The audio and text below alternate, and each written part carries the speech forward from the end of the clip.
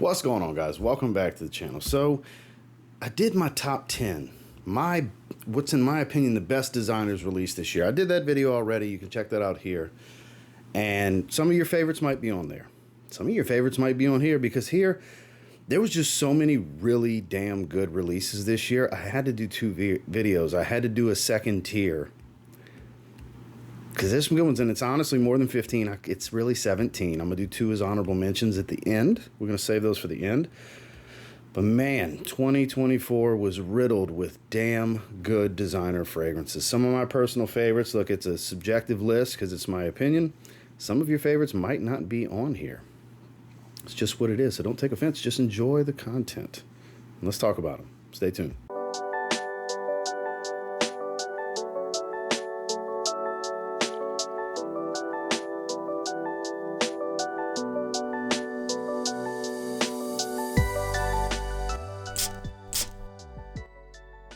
Starting with one that, I thought was pretty good when I smelled it.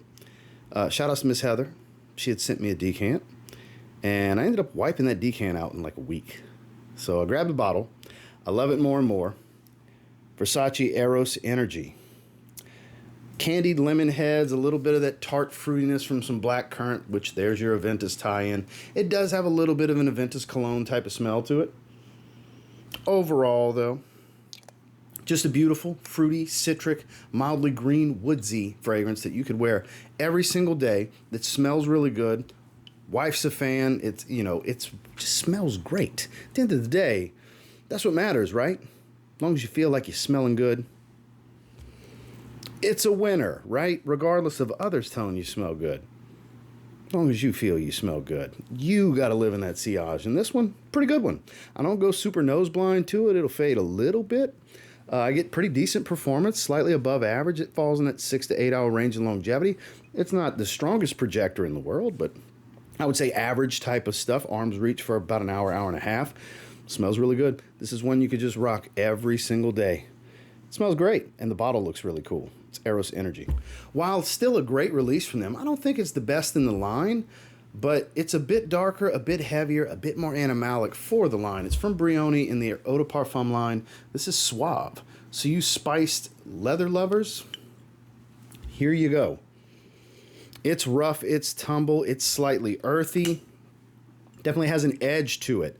This is a super masculine fragrance. For the designer realm, it's actually pretty damn good. I gotta say, the quality here is pretty good. I wouldn't say it's like a, dead ringer for a niche fragrance. No, I'm not going to say that, but pretty good. No, I don't put it over ombre leather, because I know when we're talking designer leathers, that will come up. No, that's a modern classic fragrance. That's kind of in its own leather category when it comes to designers, but this is a really good offering. If you like that more edgy type, you're not looking for a smooth, supple leather, you want something rough, tumble, animalic, slightly drier, a little earthy, definitely very spiced. Dense spiciness to this is really good. Really good performer as well. Well above average. I'm not going to call it a beast, but good stuff. I got to say, now I wouldn't put it over Eclat and Essential. I do think that's the best two in the line for different reasons, but you can't go wrong with anything in this line. There's variety here, and I can't wait to see what they do next, because this year's release, pretty good. Brioni Eau de Parfum Suave. Some people's favorite designer release this year, and look, I get it. I get it. High level versatility. Super likable, easy to wear, pineapple fruity, it's fresh, a nice dense woody vetiver, a light smoked tone to it. It's Ralph Lauren's Polo 67. Another one, just like with Eros Energy, when I first smelled it, I was like, all right, it's pretty good. Then you start wearing it, it's like, all right, it's damn good. That's definitely the case here. Another fragrance that can be a true signature scent. You could wear this every day casually. You can dress it up. You could wear it to dinner if you really want to. Great office fragrance. This is just some good stuff. And the funniest thing about it, when you smell it, it's like, that smells like a Polo fragrance. It just seems like something they would put out with the name Polo on it. And I'll be damned. Like the bottle, like the script logo. I mean, you've seen that on their hoodies countless times over the years. Crew necks and hoodies. This is their vintage collegiate type of thing. It just fits the theme of the brand. It really does. A great release for them. Average performer. I get about 6 hours out of this one. It's Ralph Lauren's Polo 67. Here's kind of the odd duck of the bunch, and it's funny enough because there's, tropical birds on it. So the odd duck, being birds of paradise in the CH Men line. Obviously, it's not ducks. I get it. But this one, a little strange. It manages to be tropical. There's no banana or banana leaf or anything, or plantains or anything like that. I get it when I'm about to say this. But this like chamomile tea, woods, all the stuff gives me this banana smoothie type accord. I've always smelled that from this. Shout outs to Juan, Fat Boy Fragrance. He had sent me a decant. And I just was like, this. I need this.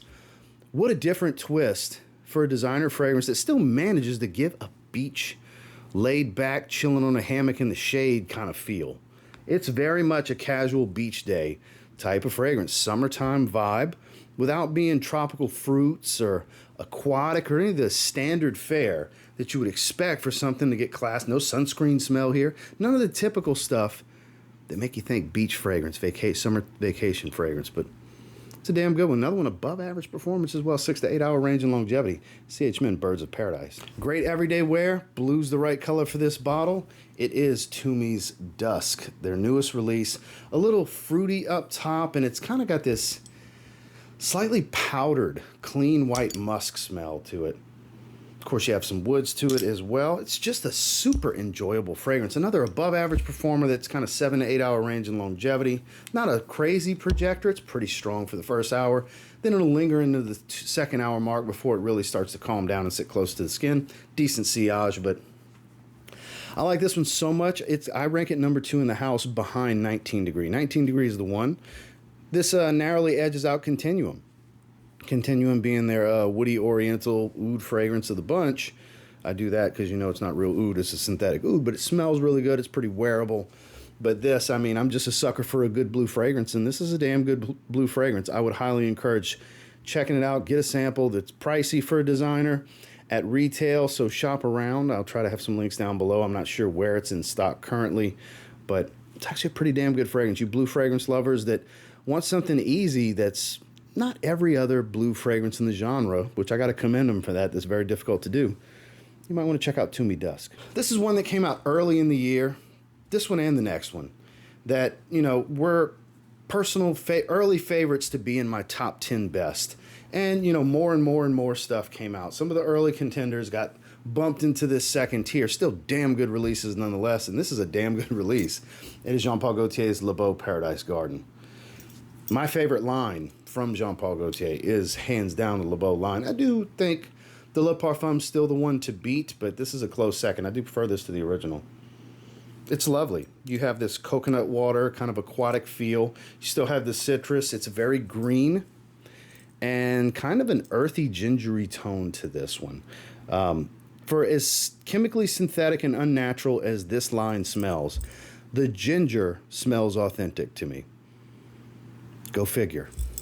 Because it's still not a natural smelling fragrance. It's got that synthetic tone to it, you know, very synthetic, cheaper oils.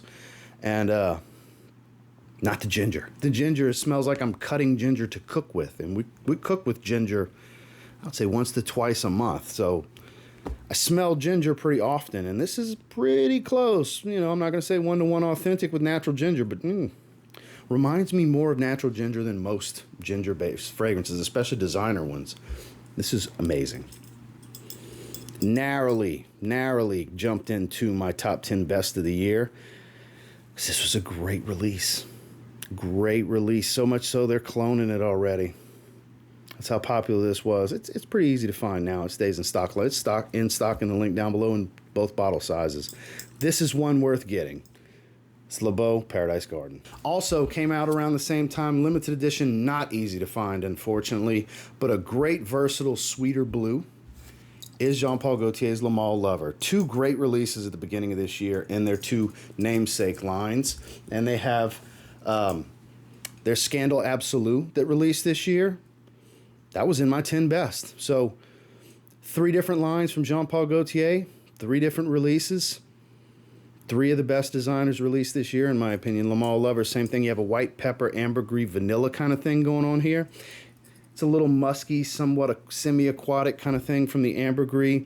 Of course, it's sweet and powdery and Minus the green notes, it does tie a bit to the Le Male DNA, but overall I think it's just more of a powdered sweet blue fragrance. It has that versatility, the likability. It's an above average performer, kind of 7 to 8 hours range longevity, pretty strong projection for 2 hours. This is some good stuff. Big fan. Another one that early in the year, just both of these early in the year, I was like, oh, these are both going to be in my top 10. They ended up getting bumped to the second tier, but trust me, nothing here, nothing in this video is even close to a subpar fragrance in my opinion. This is all damn good fragrances that are worth sampling and checking out because you might need to add them to your collection. And if you can find this one out there for a good price, you might need to add this one to your collection. Jean-Paul Gaultier's Le Male Lover. One that I'm just now starting to get the weather to enjoy, thick vanilla. A little smoked, a little spiced. Nothing oceanic about it. The least ocean of the oceans, in my opinion, but it's a great vanilla fragrance if you like vanilla. Prada Rossa Ocean Le Parfum. Just getting to the point to where I can really... Lights on. I didn't want a full spray. I was trying to just do a little bit because I just want a little bit to sniff on because I'm finally getting the weather to wear this. And I've only done a few test sprays since I got it, unfortunately. See, that's lovely. It's a lovely fragrance. It really is. Not worthy of my absolute 10 best, but definitely great for that very good to great tier, which is what this video is. I'm just going to say it. It's the best of the three. The EDT being the freshest, even though it's got caramel sweetness. I go back and forth. The EDP is great. The EDT is great. But the Le Parfum, this is the one. This is the one. If you're looking for... If you take the idea of it being oceanic and aquatic and blue out of it, I get it. Ocean in the name. And you just judge it for what it is. This is amazing. It's not your every single vanilla. I would say it kind of close... The thing it closest resembles would be maybe Invictus Victory Elixir. But even then, I think it's a stretch because that's much more earthy than this one is. That's got a lot more patchouli to it. Because there's a slight earthy tone here, but you get a little bit of fruitiness up top to go with that vanillic sweetness. It's still smoky like you have in the Eau de Parfum. Even though the notes don't dictate some of this, you still smell that DNA that was in the previous concentration. What a great release from them. It's Prada Rossa Ocean Le Parfum. Fresh green, green, and more green. I love this line. They do such good work with it. Hermes H24 Herbe Vives. Springtime in a bottle. Not wearing it currently. Didn't really wear it much through the summer. I wore it 2 or 3 times, but it's spring to me. When something screams green, springtime. I think green fragrances for the springtime. This, the way I've always described it, picture the stem of a rose fresh out of a vase with the water dripping out of it. Just the stem, not the head. No rose smell. Just the stalk, if you will, whatever you'd like to call it. Or just, it doesn't even have to be a rose, just flowers in general that you would put in a bouquet that go in a vase of water. Picture all those green stems, that fresh green woody flower stem smell. You know what I'm talking about. But fresh and watery because it just got pulled out the water in the vase. That's what this smells like to me. You get a little bit of that metallic tone from H24's DNA as well. Don't get me wrong, that is very present. Average to above average, 6, 7, 8 hour-ish range in longevity. A really good release. Really, really good release. Curious to see what they're going to do next because so far they've done great. EDT, EDP, and Herbe Vives are all awesome. They all tie to one another. They're really good at this. In case you didn't know, Hermes, when it comes to flankering a line, they're really good at staying true to the DNA while bringing something new to the forefront to be like, oh, that's not the same fragrance. Oh, this isn't the same fragrance. So I'm looking forward to the next release because this year's release, Herbe Vives, damn good stuff. This gives me a tropical, sweet, woody type of feel. I believe it's Divana. It almost gives like a sunscreen-esque type of vibe. It's thick, creamy, sweet, and woodsy. I love it. I love it. I love it. What a great release from Valentino. This is Born in Roma, Uomo, the Gold. Got this one not that long ago. Sillage monster on my skin. I don't go nose blind to this. This stuff screams off of me. I'm such a fan. It's got more of this fruity tropical kind of thing going with the sweetness, more so than something like a 1 Million Gold. People relate them to one another. And while I do think there are similarities, I think this is actually a deeper fragrance. I think 1 Million Gold is kind of a more simplistic type of DNA than this, where it's straight up soft, rich, warm woods with some Divana sweetness, whereas you get both of those things, plus this tropical, fruity type of smell to it, which I don't even remember what's in the notes for that. Might even be pineapple or something, like the pineapple from Yellow Dream, previous flanker, which I wore this past week, actually. Kind of get some of that in here. What a good fragrance. What a good fragrance. I've heard people say Yellow Dream mixed with Born in Roma Intense. Add some woods? Sure, I can see that. If you have both of those, does it make it redundant? I have both. I don't think so.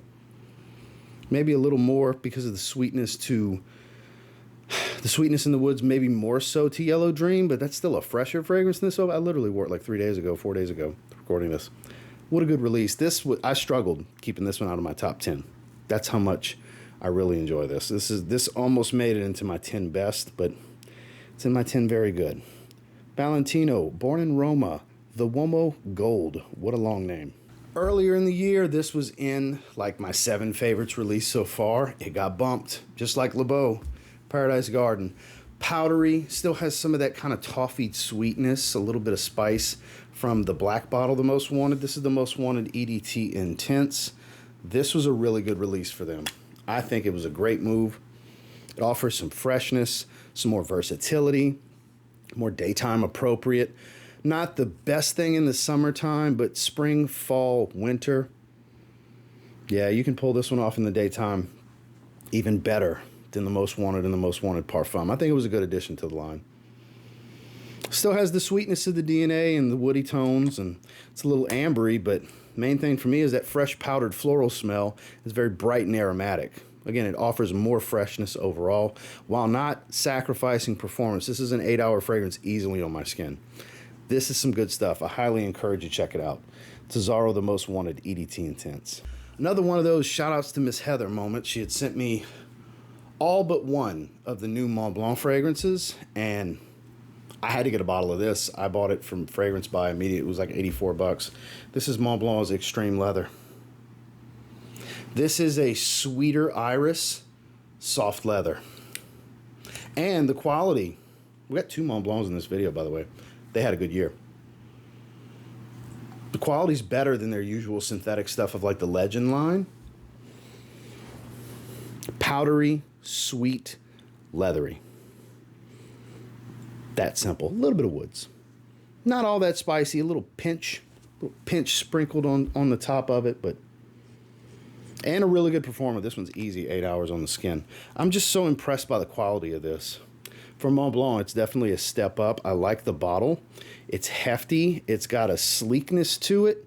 The cap's good. Atomizer's good. Just everything about it. They stepped it up here. You're going to pay more than you're used to from discounters for this Mont Blanc series, and Patchouli Ink and a couple of them are really good, don't get me wrong, but for me, the standout was Extreme Leather. Maybe not the best name because it's not an extreme leather, but it is very leather forward for those of you that enjoy leather fragrances. We got a few of them in this video, but definitely worth a sample. It's Mont Blanc Extreme Leather. The crazy thing about this is I could have put it in my cheap fragrance pickup, but it wasn't. I bought it for full retail from the brand. But now you can get 50 mLs for like 39 bucks in the link below, I think is what it was when I looked the other day. It's a steal. I highly encourage next time. I'm going to explain to you the profile, and if you like that, I think it's a safe blind buy for a lot of people. Next time you're building a cart, you need that 5th fragrance from Fragrance Buy to get the free shipping. Maybe check out Ferragamo Red Leather. So if you liked spicy leather, if you liked bright leather, add iris, you get this. Stir those two around with a little bit of iris and poof. Creamy powdery iris, you get the spices, the blonde woods and leather is there, that blonde leather accord from bright leather. Touch of earthiness from the intense, and of course that violet leaf core DNA is present from the original Ferragamo. You smell the entire line. Just like Invictus Parfum, I call the highlight fragrance where you get a little bit of all of them in the line. Red Leather is a highlight fragrance for this line where you get a little bit of all of them plus iris. And for me, that makes it the clear-cut best of the line. You literally get distinctive elements of every fragrance in this line.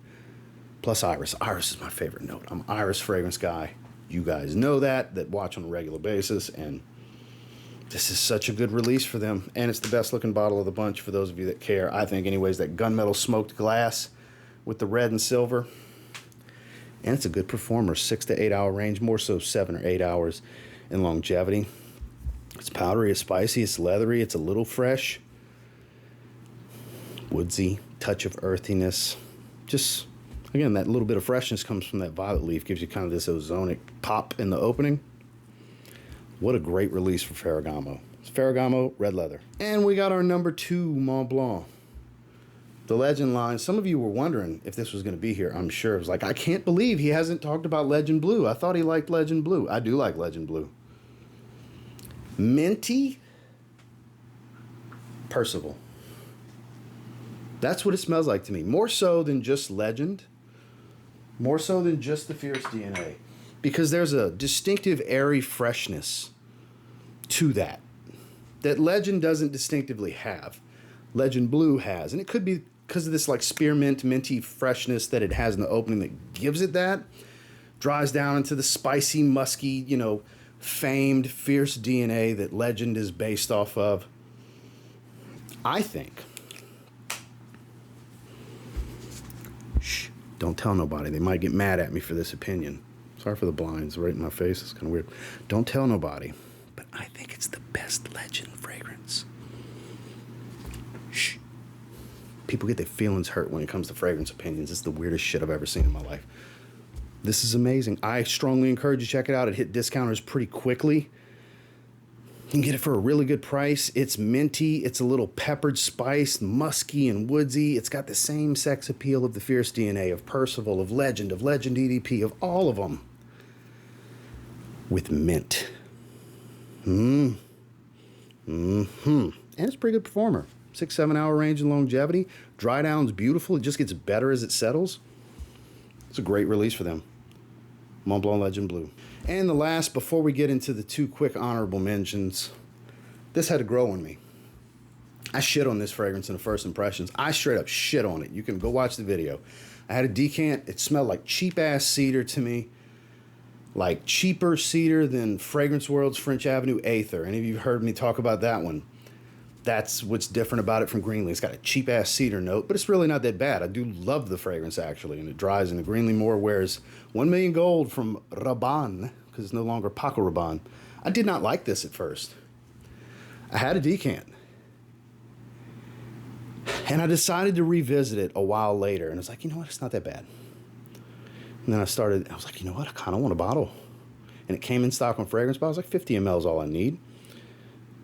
And I grabbed it, and I started wearing it again from the full bottle. And it's like, it's actually one of the better releases of the year. I was wrong.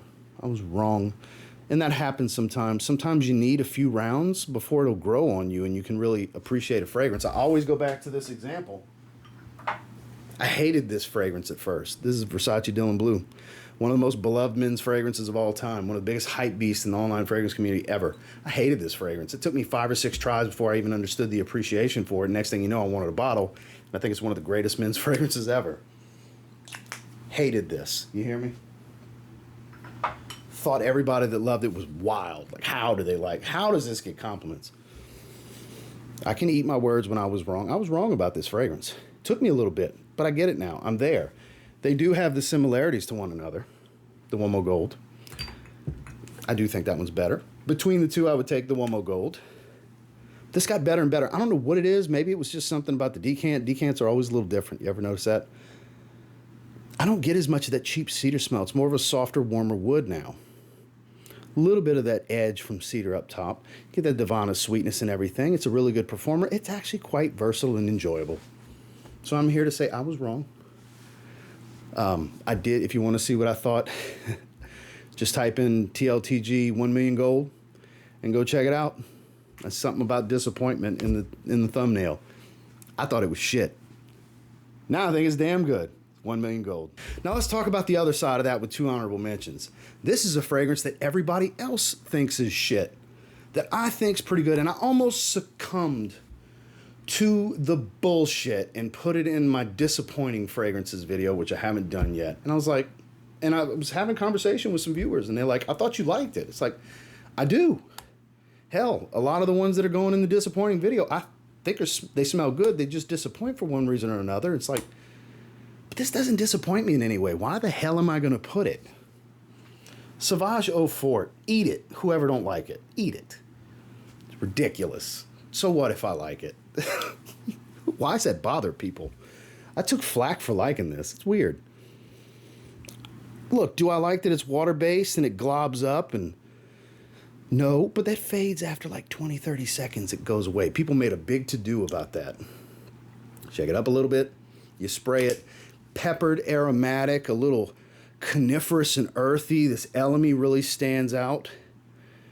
It's much more of a fougere, old school masculine. I believe a star anise in here as well. Give it kind of that dense, spicy darkness. It's actually really freaking nice. And I get really good performance out of it.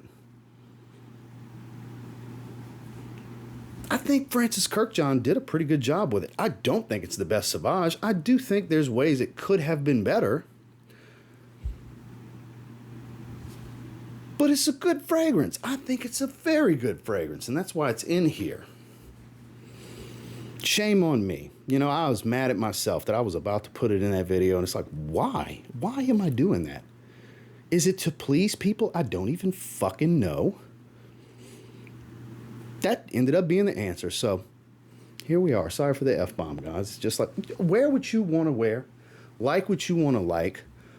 Who cares what these strangers on the internet think? Even people you just like, oh, that's my boy on the internet. You ever ate dinner with him? You ever chill with him? You ever been to his house? Met his old lady? It's an online acquaintance.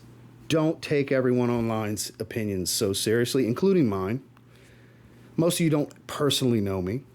Take it with a grain of salt. It is one man's opinion, just like any other random profile on the internet. Don't knock it before you try it. If you don't like it, you don't like it. It's all good. I'm not downplaying people that genuinely just ain't for them and they don't like it. It's reality for a lot of people. I get it. I just seem to be one of the few and the proud. I do think it's a good fragrance. I'm curious to see what they're going to do in the future. It's not the best release of the year, but I think it's a much better release than it gets credit for. Dior Sauvage Eau Forte. And my last honorable mention, if you like Pegasus from Parfums de Marly, if you like Le Male Parfum from Jean-Paul Gaultier, you might like this. It's kind of a blend of the two. It's Gisada Titanium, fingerprint magnet, beautiful bottle. It's a little cool, metallic, sweet, kind of lactonic. There's Pegasus, that everything I just described, with some warm, spicy, powdered accords. There's your Le Male Parfum. I relate it to it. It smells nothing like the Ambassador fragrances. I know it's got the same bottle as Ambassador and Ambassador Intense. Not of that DNA. But boy, is it good. If you like spicy, powdery fragrances, great evening wear fragrance for you powdery fragrance lovers. I always relate the warmer, powdery fragrances to dates. My wife's a fan of me wearing stuff like that on when we go to dinner, and I'm a fan of that too. Some of my favorite fragrances are warm, powdered fragrances, whether they're spicy or not. This just happens to have some spice as well. Beautiful fragrance, great performer, 8 to 10 hour range, easy. I get great longevity out of this one. Overspraying, you can choke yourself out. It will get a little cloying because it's a very powdery fragrance. So keep that in mind. Definitely worth a sample. Another one, don't knock it before you try it, because I think it was a damn good release from them. I still would take Ambassador as my favorite fragrance from them, but only because of its versatility, not because it smells better. I think this is the best smelling of the three I have, which I have both Ambassadors and this. I think it's the best smelling one, but Ambassador just topples it completely in versatility. Versatility tends to win out most of the time with me. But a great release from them this year is Gisada Titanium. Well, that's ended up being 15 with 2 honorable mentions. And I appreciate you guys that made it the whole way through. Boy, you're the real MVPs. Thank you guys for watching. Happy holidays to you and your families. We're getting closer to Christmas time. 'Tis the season. And I sure hope you enjoyed this video and enjoy the rest of your day. If you're interested in checking these out, I'll try to have links down below for as much as I possibly can. Make sure to like, comment, subscribe before you leave. Catch you on the next one.